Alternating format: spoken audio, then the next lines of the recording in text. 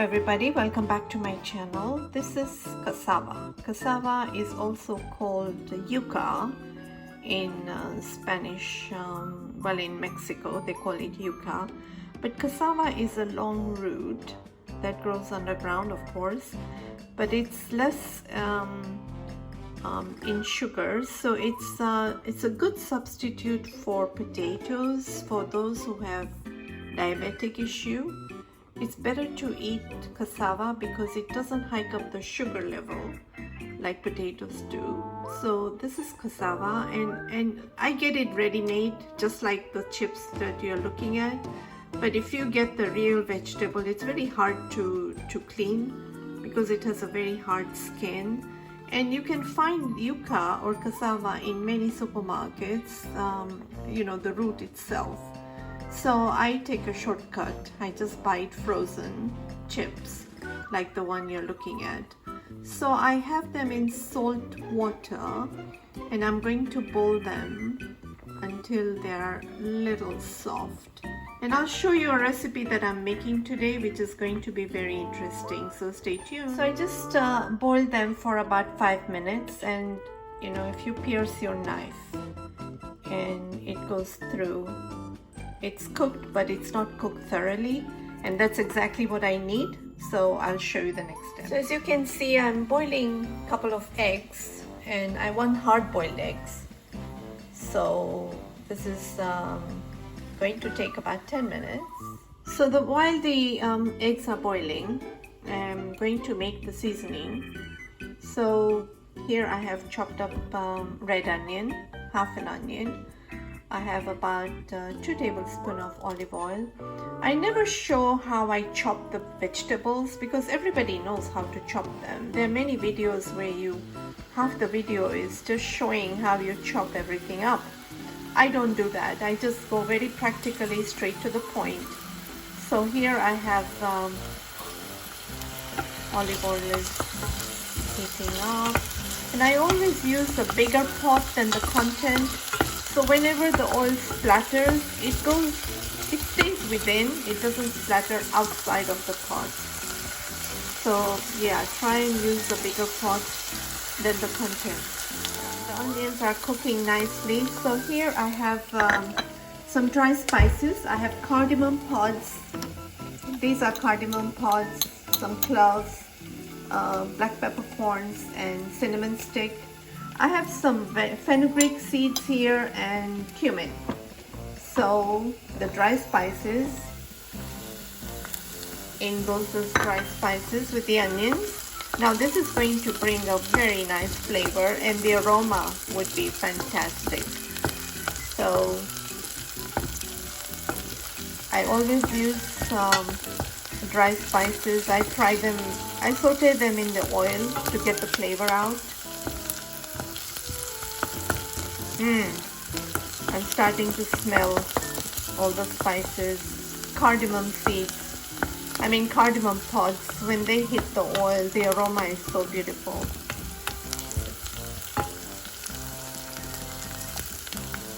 So we'll let that cook for a few minutes. So now in goes the garlic. I chopped up 2 cloves of garlic and ginger. It is a must that you use ginger and garlic in this dish.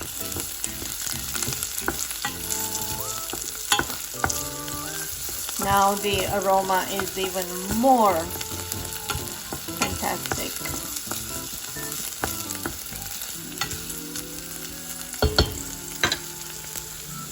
I try not to use too much oil, but I think I need a little bit of added olive oil so everything can cook. Saute nicely.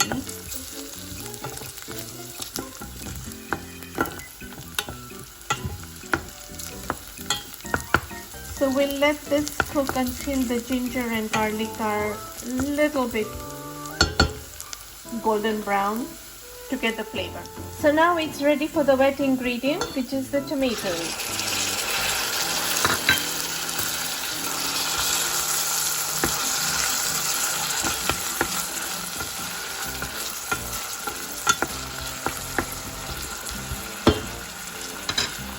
As soon as you put in the tomatoes, in goes the turmeric powder, in goes the chili powder. Chili powder is according to how hot you like your food. I like it medium.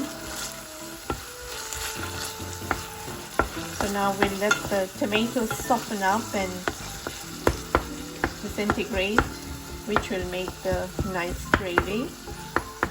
So I'll show you in a few minutes when the tomatoes are soft. So now it's time to add the salt. Now don't forget we have some salt in the yuca that we boiled in the salt water. So this salt is for the proportion of the gravy and the tomatoes. In yuca, you need to add salt to boil it because yuca doesn't have any taste. So it's much nicer if you boil it in salt water to get the flavor. So I just covered the pot and I want the tomatoes to cook nicely, so the steam will do the cooking. So in the meantime, I cut up the pieces of yuca into 1 inch big. You don't want them too small. And just remember, I didn't cook them thoroughly because if you cook them thoroughly, they become mushy. So they are part cooked. So here are the pieces. So as you can see, the tomatoes have cooked down and they're kind of soft, so the gravy is lovely. Now I'm going to put in all the pieces of yuca.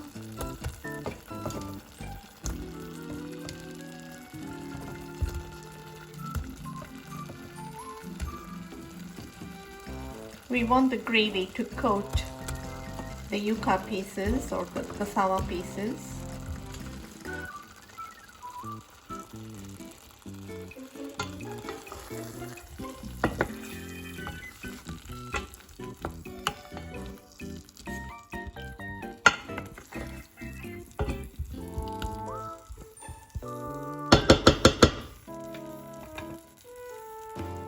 So you can see that all the gravy has coated the pieces of yuca or cassava, and this is what you want before the next step.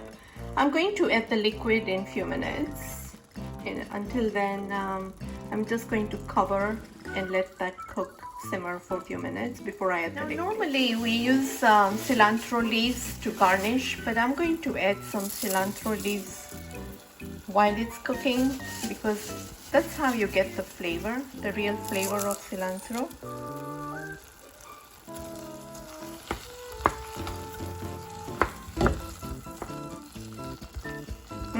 I can smell the cilantro leaves already. This looks beautiful. Now, if you want to, you can just leave it at this and you can eat it as it is, but I'm going to take it further. And yeah, it is very nice as it is, but I'm going to make a gravy. So now I'm going to add a glass of water and we'll let this cook. Just nicely stir it, let it all come together, and the gravy will soak up because the cassava still needs a little bit of cooking. Remember, we just parboiled it, so now it's going to cook until the end. Now this looks beautiful, doesn't it? It's cooking. The cassava needs to cook even more before we add the eggs. Now if you are vegetarian, you can just let it be as it is, but if you are not vegetarian, then you can add the eggs. So the egg potato curry is the traditional way, but I have improvised. I've substituted potatoes with cassava this time. So yeah, it's a very unique dish. Not everybody makes this. So I hope you like this recipe. So stay tuned. So now the time has come to put in the boiled eggs, hard-boiled eggs. And we are going to push it down so the gravy can get inside the eggs.